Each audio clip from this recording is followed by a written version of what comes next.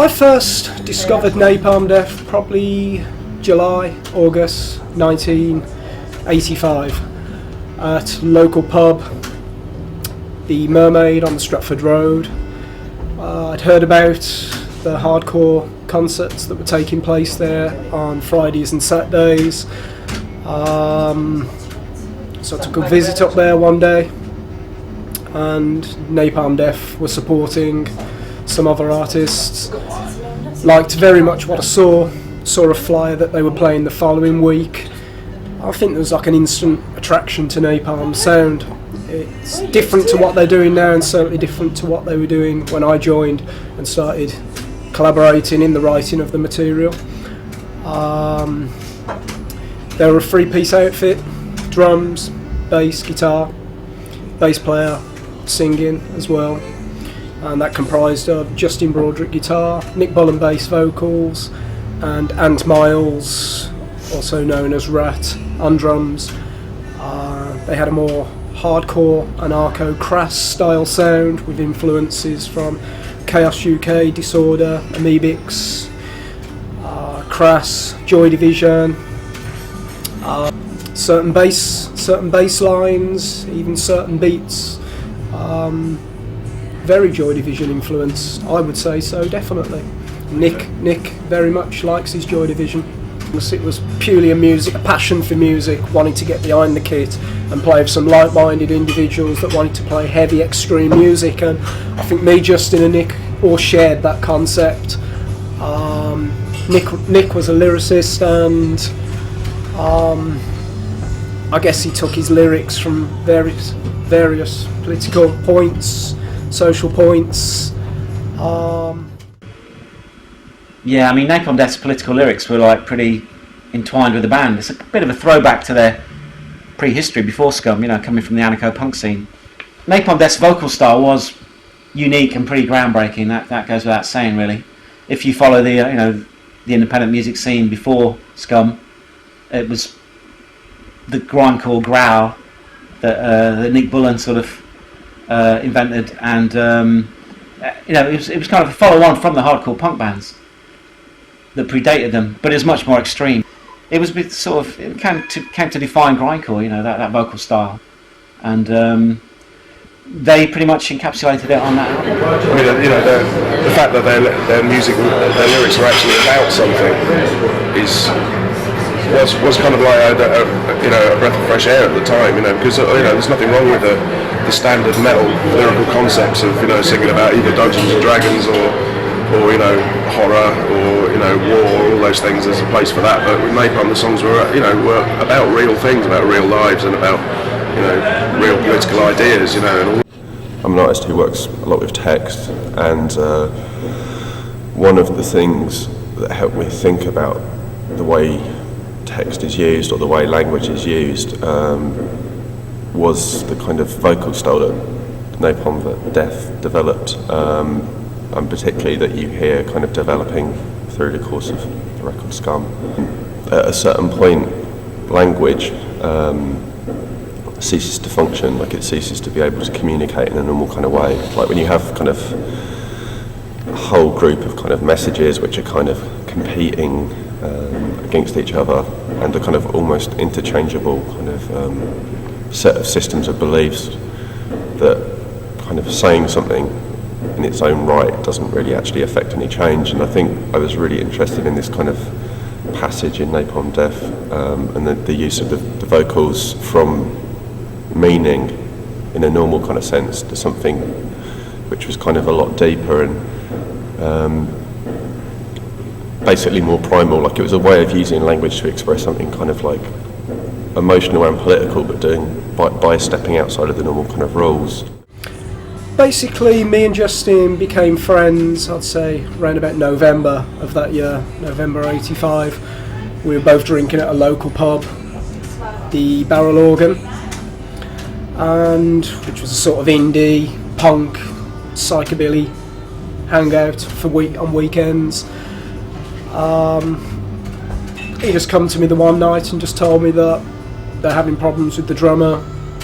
I asked why, what the problems were. He said, they wanted to get a bit more metallic influences in the band, possibly play faster. He knew that I like to play the drums fairly fast. I was playing in a local hardcore band called Earache, and he asked what I thought about joining, to which I said yes please, I'd love to try out for that, which I did. Me and Justin rehearsed in my bedroom at home, my parents' house, while my mother was at work, and after several rehearsals I had the songs down. After hearing these songs enough times from seeing them at the Mermaids at endless occasions, sort of half knew the songs anyway, so to get behind the drums and play them and just add a little bit more heaviness, faster, it worked out. This is where I fucking grew up. This is where me and Justin rehearsed. My first ever rehearsals took place in this house with Napalm. Okay. If you want to come and have a little look while the folks are out, not a problem. Cool.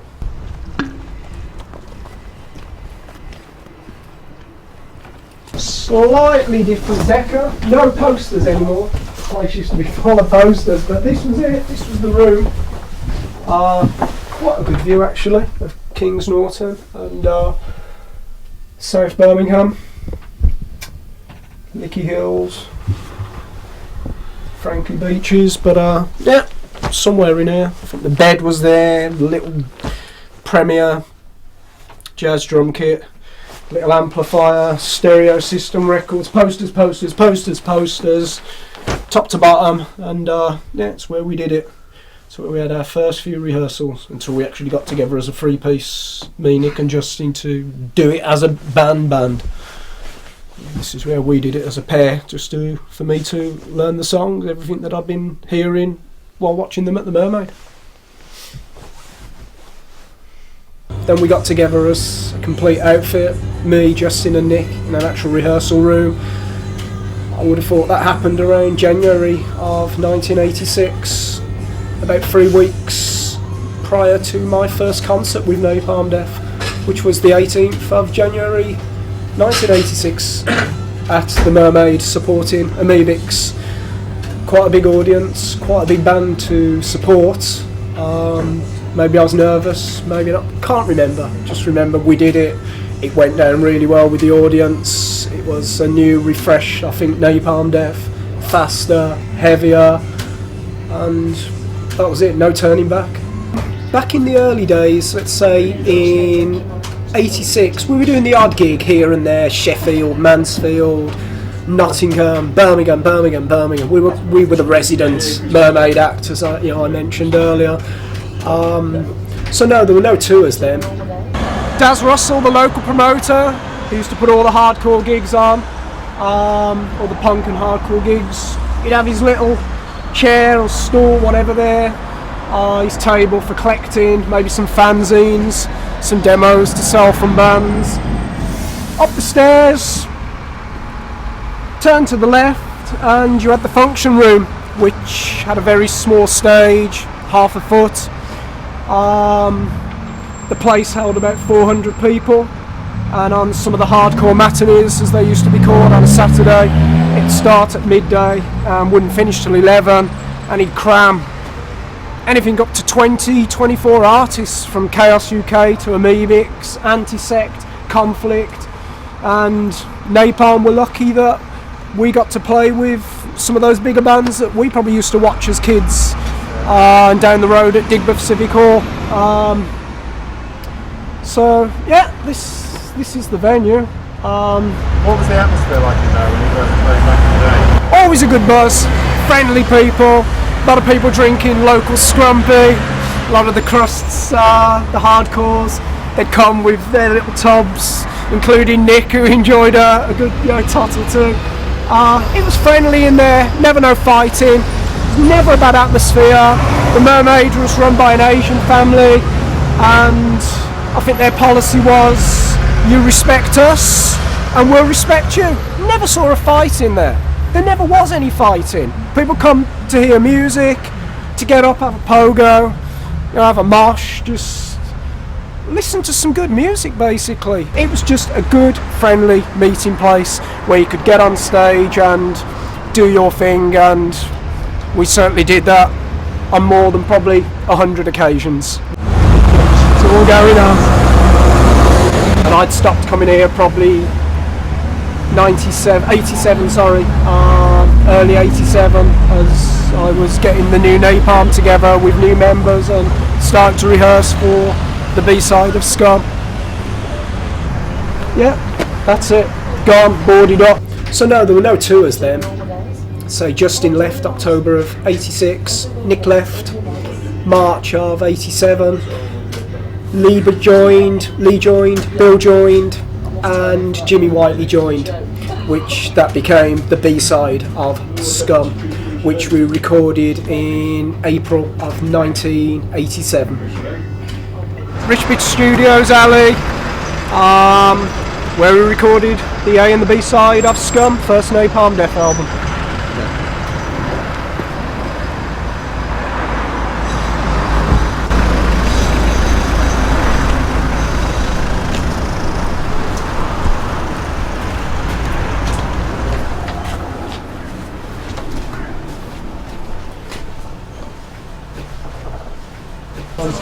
Still got the smell that I remember. I hadn't been here since probably 1988.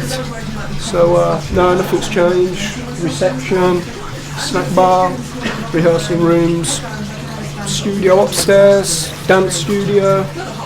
No, that's changed at all. Definitely changed. They've got a lot more stuff in here.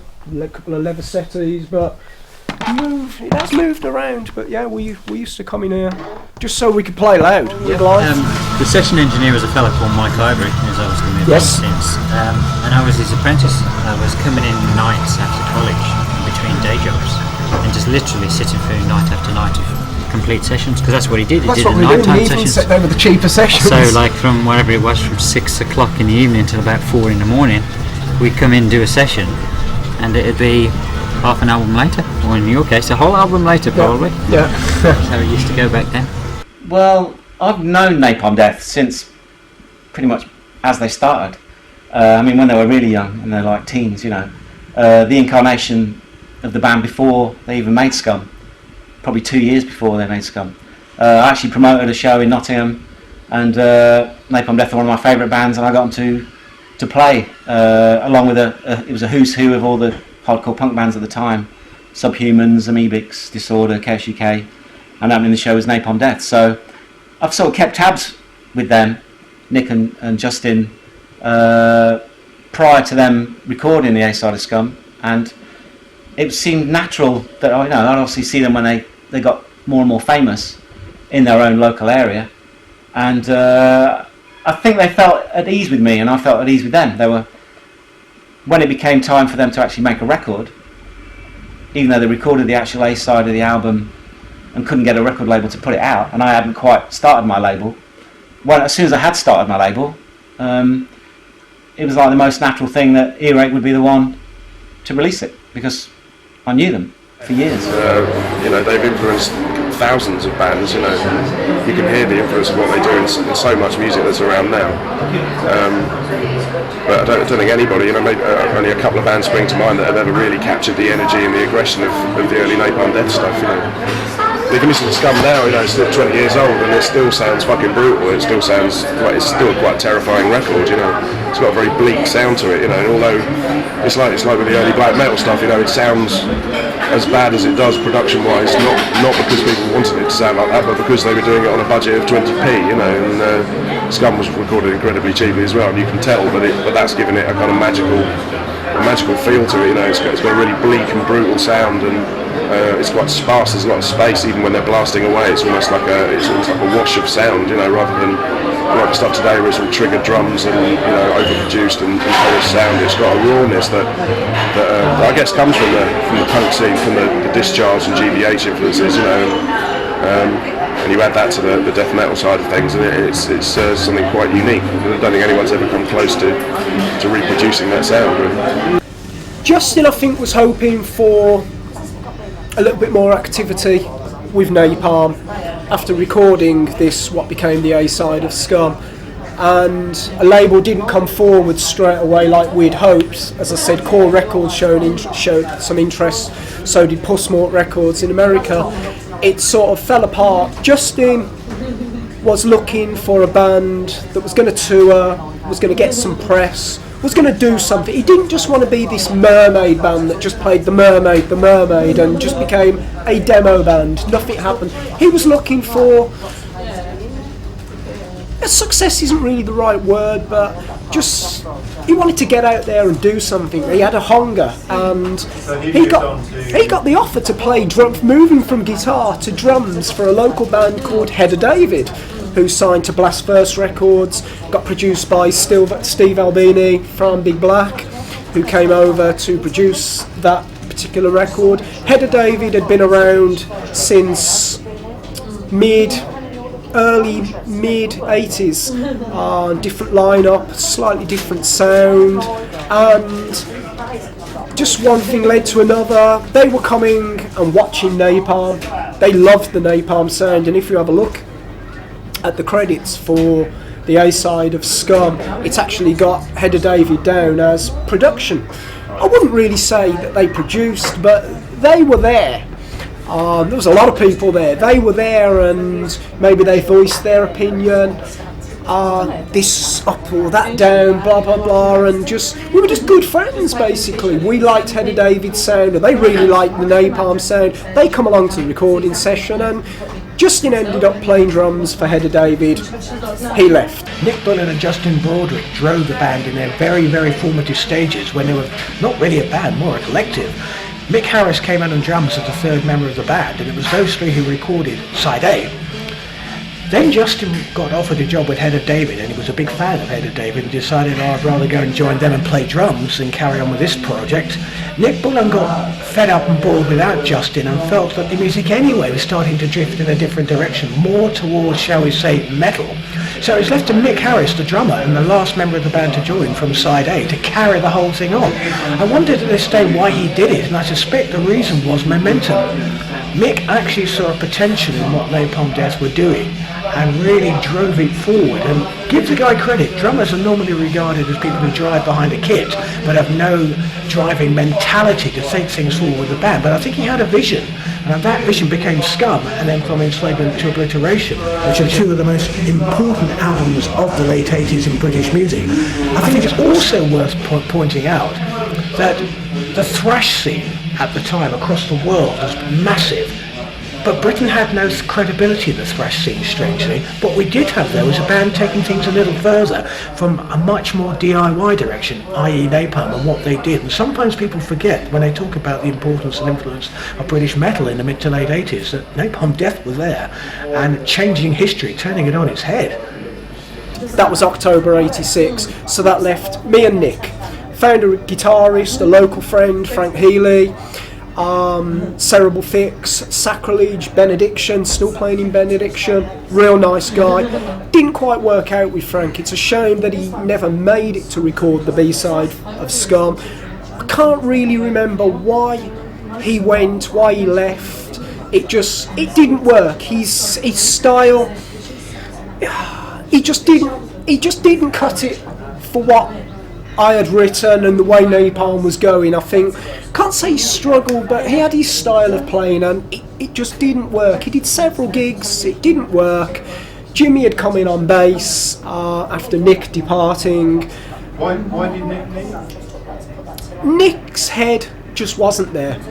Nick was at university spending all his money on alcohol. I have to be honest here, and he was turning up to rehearsals extremely drunk and really falling about the floor. He just wasn't interested, and as much as I got to be honest in saying it, this is what happened. I had to approach him the one day at one rehearsal where there was me there, Nick was there, just vocals then. We were just having Nick on vocals because Jim had joined on bass and Frank on guitar. And I remember having to say to Nick, look, you just don't seem to be into this no more.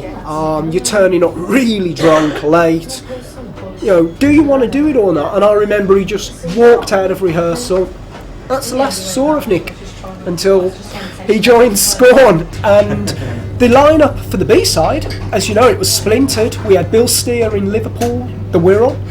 We had Lee in Coventry, And the two nearest from Kings and Autumn would have been me and Jim. So even though we all knew each other and it all worked well, we only got together to record the B-side.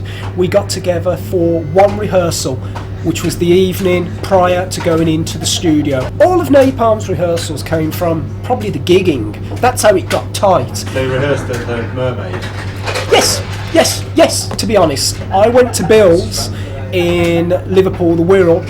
Bill had only just left school, was about to start university, and his parents were a little bit reluctant to Bill coming to Birmingham by himself. And he said, well, Mick, yes, I'd love to join Napalm, but could you come to Liverpool to rehearse? My parents don't want me to come into Birmingham. So I said, that's not a problem. So I trundled down to Liverpool with my little book of songs that I'd written. Bill living in quite a big house, had got his own floor in this house with his own rehearsal room, because he'd already got Carcass. So he'd got the drums in there, bass amp, guitar amp. So just me and Bill jammed for 2 separate days to get these songs as tight as we possibly could. Still own the tape recording from those sessions. Bill was just a natural. He was tight. I loved his tone. As I say, it was a dirtier tone because of the down tuning. It just worked. It was perfect. He had it down. He then came to Birmingham to have this one rehearsal, probably about 2 weeks later, after me and him meeting up and jamming at his place, he came and the four of us got together. And even Lee didn't practice the lyrics on the eve of the recording, because it was still being worked. Well, where do I put the lyrics? Lee was cued in on the B-side of Scum. Lee was cued in to every song. Now, every song he was cued in, and I shared some vocals as well on that, on that recording. And again, it was an evening session.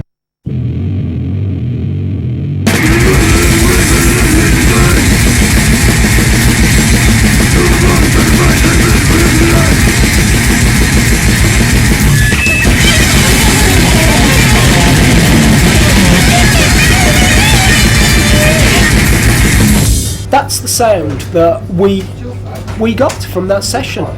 Both recorded very quickly, very cheaply. Both recorded in 8-hour evening sessions and mixed in 8 hours. What, both sides? Both sides. 16 hours. 16 hours in total. So the A side was, what you'd get was an evening special rate, and that was recording at night from 8 o'clock at night. Sorry, they were 12-hour sessions. No, they were 8-hour sessions, sorry. Starting at midnight till 8 o'clock, 8 a.m. in the morning, and you got a reduced rate if you came in. So that's how the sessions work. So I believe it was £120 for each recording. And we just went in, mic'd up, got the best sound that we could, headphones on, 1, 2, 3, 4, tape rolling, put it down. So it was always live mic'd. We used the 8-track recording for both the A and the B side of Scum, as I mentioned, with an engineer that was good at separation as far as we was concerned. He dealt with punk bands, thrash bands. We chose Rich Bitch because Sacrilege had recorded there, who were a Birmingham band, a Midlands band, on a different label to Napalm, but they had a very heavy guitar sound. I think Justin wanted definitely a heavy guitar sound for the A side, and he even borrowed Damien, the guitarist of Sacrilege's MXR original distortion pedal. It had a specific tone to it. I can't even think what distortion pedal Justin owned prior to going into the studio, but for him the MXR was the pedal that he wanted. And I'll be honest, I would say the guitar tone on the A side of Scum is definitely better than the tone on the B side, but as I mentioned earlier, 2 different recordings, 2 different guitarings.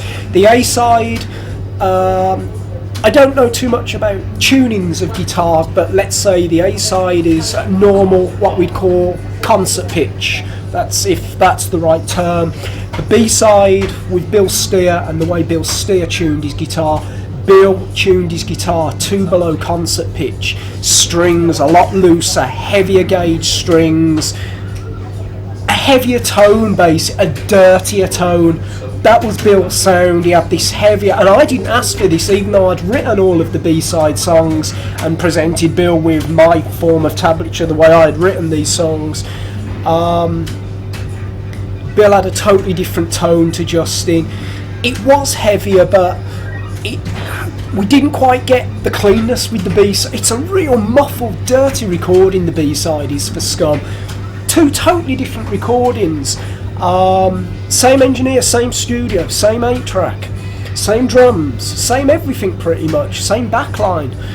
Just two different sessions, two different lineups, and we got a dirtier sound on a much dirtier sound on the B-side. It wasn't intentional, it's just that's the sound that we got from that session.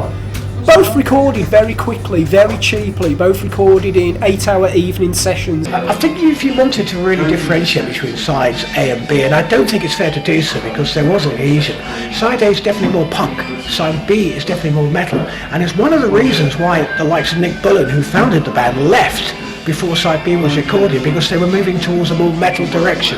So if you want to take a cut-off, yes, side A is definitely much more from the anarcho-punk roots. Side B was moving much more into metal and getting influenced by a lot of what was going on in the really underground scene at the time. However, I don't think it's fair to split them like that. I think they're part of a cohesive work. And one of the fascinating things is it does actually come across so well, spanning between the two. You don't put side A on and hear something radically different to side B. Side A continued into side B, and it was a natural evolution.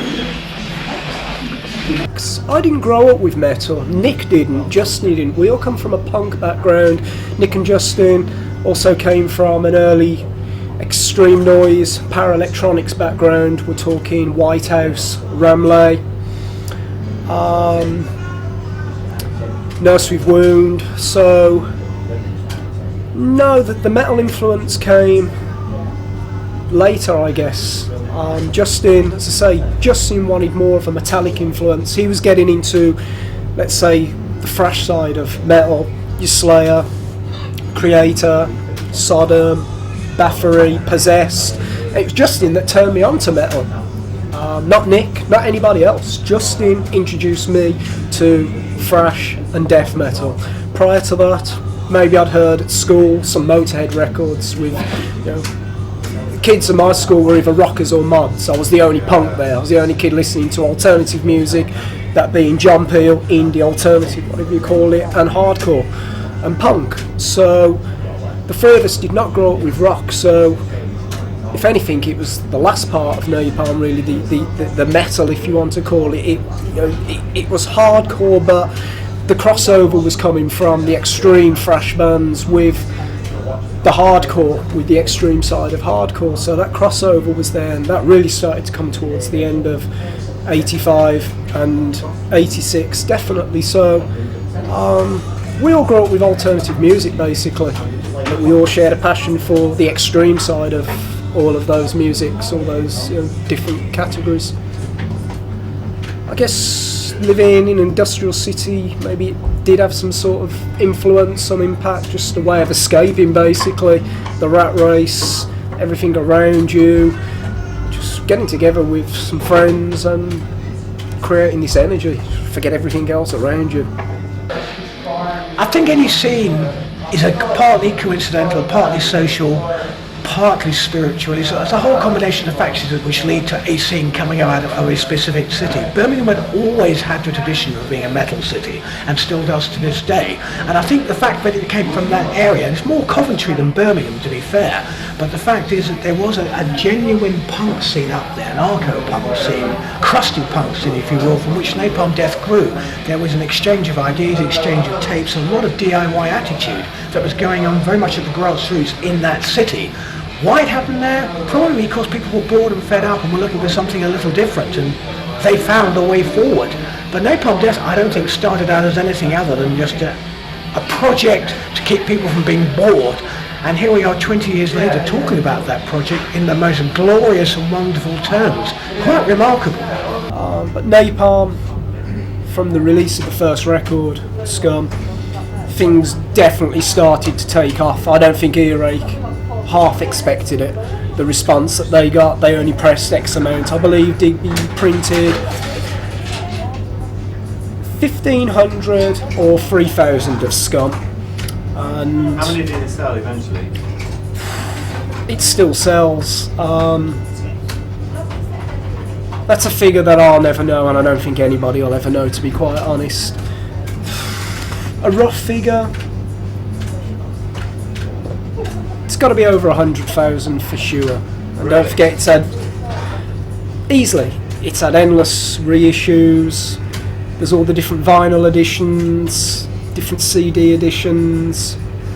It's never been tampered with as far as remastered, etc., etc., new artwork. Nothing like that's ever been tampered with. Is Thank that God. something you'd like to do? Or? No. That is the sound, and I believe any recording that's been released. I've never been into this remastered, etc., etc. I see absolutely no point in it.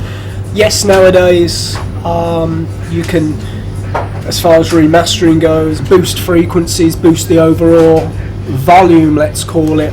I see no point in that whatsoever. That's the recording that was caught then and how it was mastered then. Why change anything? Yeah, there's a couple on the A side of Scum. You've got You Suffer, which was meant to be the shortest song ever recorded. It's like a second and a half. Then you got The Kill, which is about 12 seconds. Life was Then Life is the first track on the B-side. right. So the B-side, I believe, how many songs on the B-side? It's about 16, I think, on the B-side of Scum. Let's have a look. Wait, Sorry, it's okay.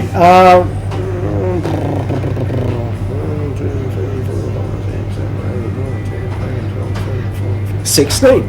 Okay, so I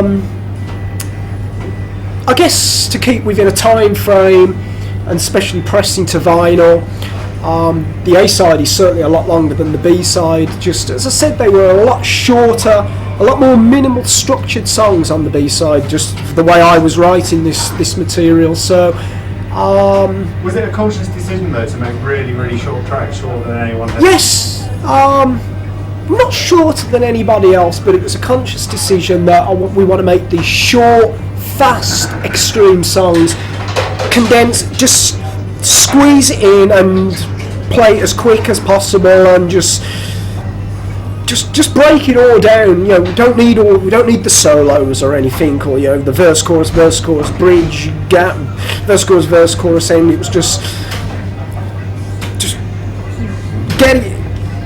get as much as you could and just break it down and just compact it and So kick ass and do it quickly. do it quickly, as fast as possible. I suppose it's very simple, but it's very simple in the way it's very brutal. Like, I think one thing that is kind of amazing is there's not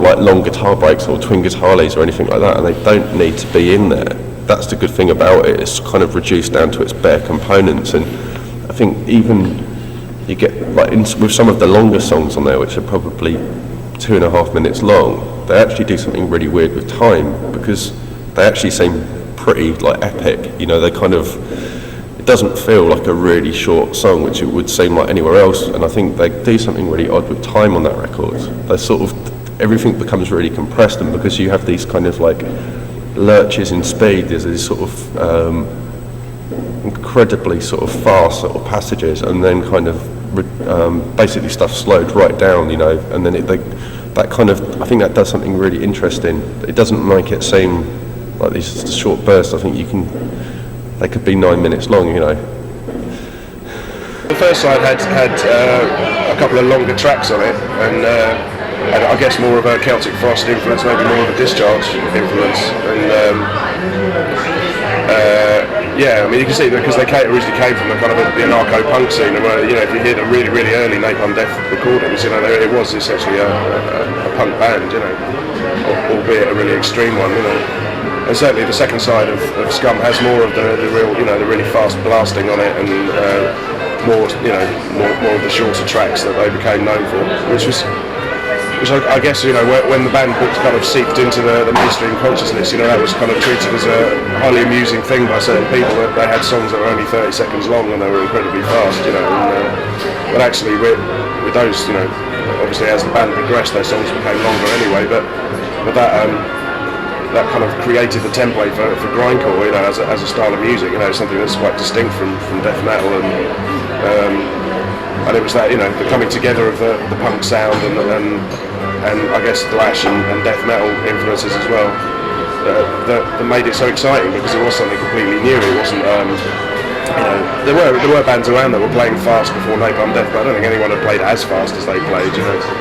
And if you listen around today, a lot of the bands that are around today, you know, Dillinger Escape Plan and you know, a lot of the kind of technical mathcore bands that are around at the moment, none of that would exist without what Napalm, you know, without the blast beat, which is something that, although it probably had been done before Napalm Death, they kind of cemented the sound, you know, set it in stone, so that you know, that's why they're considered the undisputed, you know, kings of grindcore. If we can find some lights. There we go. This is the old grey room. Not a lot changed, probably amplification, different drums. But it's as I remember, it's still got that smell, still got that studio smell. But the B side, as I say, on the A side, we never used rich pitch to rehearse in. This we would use from Enslavement to Obliteration onwards. And if you have a look on the cover, back of the cover of From Enslavement to Obliteration, you'll see a few pictures that were tucked in here. Yeah, it definitely brings back some memories. Desperate to get these black beats.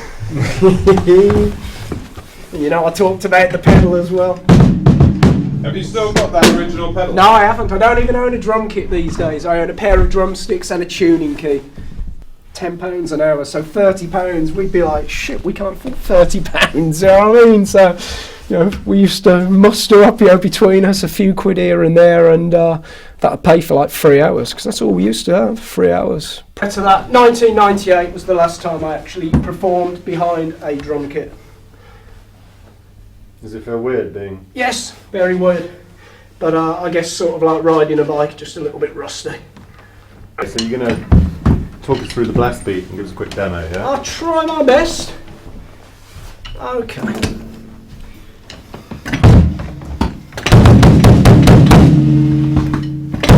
What was this blast beat, mate? Okay, for the blast beat, as I said, very simple beat. The hardcore beat, the Chaos UK beat, the Disorder beat, which really was kick, snare, and with the kick you're hitting the cymbal. So if we wanted to do it slow, then we've got that. For me, as I said, I wanted to play it faster, and the faster the better. And I had a little way of doing it with the ride and the crash, so I was sort of alternating between the two. So you've got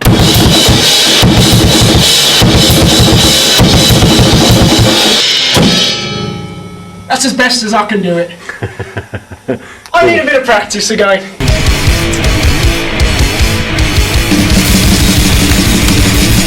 I think some of the songs, particularly on the first side, are very much grounded in kind of the idea of sort of globalisation and global politics.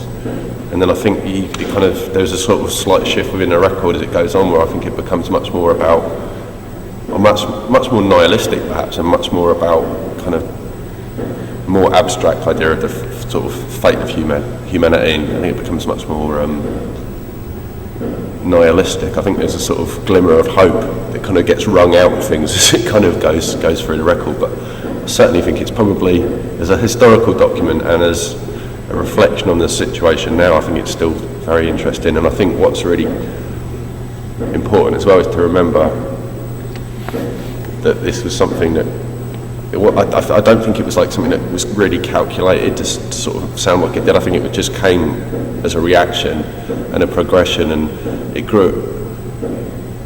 I mean, the band were very young as well, so I don't think there was any kind of there certainly wasn't an idea of manufacturing something that people would like to listen to in 20 years' time. I don't think that was even a possibility. I think they just did it, and that was how it came out sounding.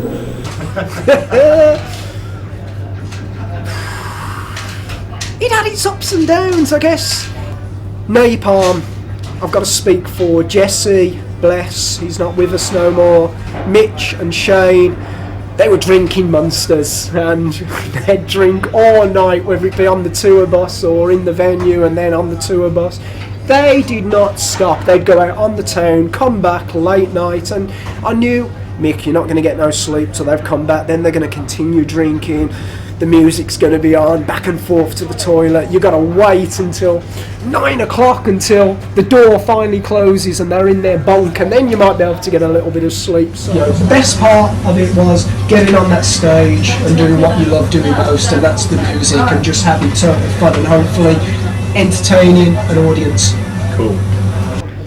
Regrets? No. I'm proud of every record that I recorded with Napalm. I'm proud of every gig that I performed with Napalm, with those guys, with all the different lineup changes, all the different members.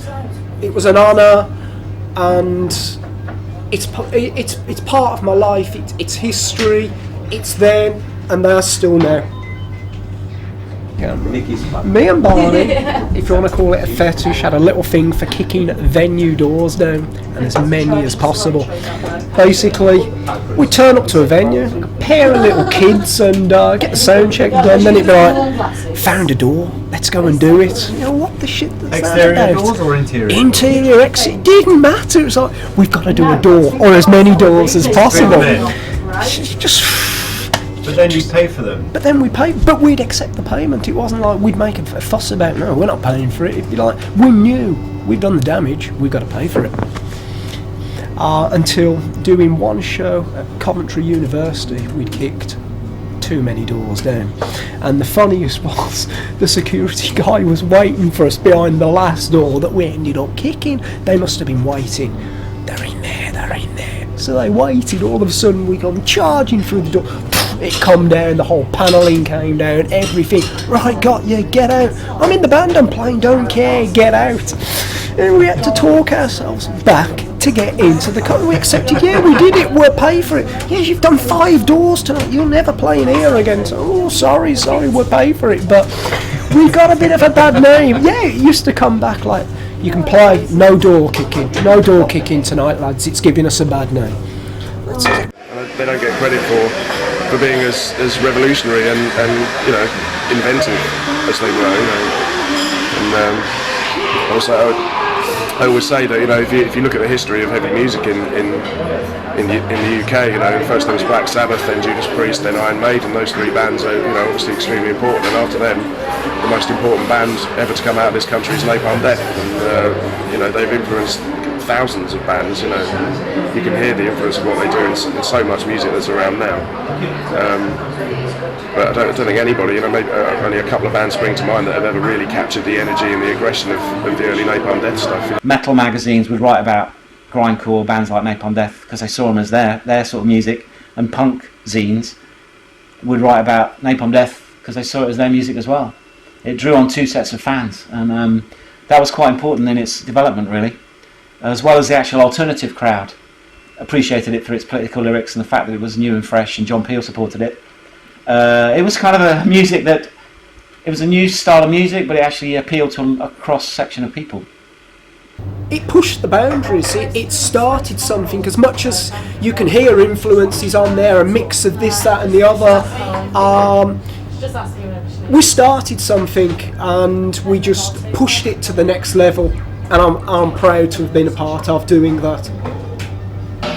I've got a really strange perspective on Scum, because I came to it after From Enslavement to Obliteration. I heard the second album, From Enslavement, first, and it was only after that I thought, hang on a minute, wow, this is incredible. I went back and discovered the first album and discovered the roots of what is now known as grindcore. And to me, I think the reason why it's actually become so crucial and so important is that it actually was pioneering. It took the spirit of the Sex Pistols a decade earlier and put it into the late 80s. And you've got to remember, the late 80s, we had thrash, we had extreme and underground metal, we had punk, etc. But nothing as confrontational, as dynamic as the way that Napalm Death were doing it. It really was a series of explosions.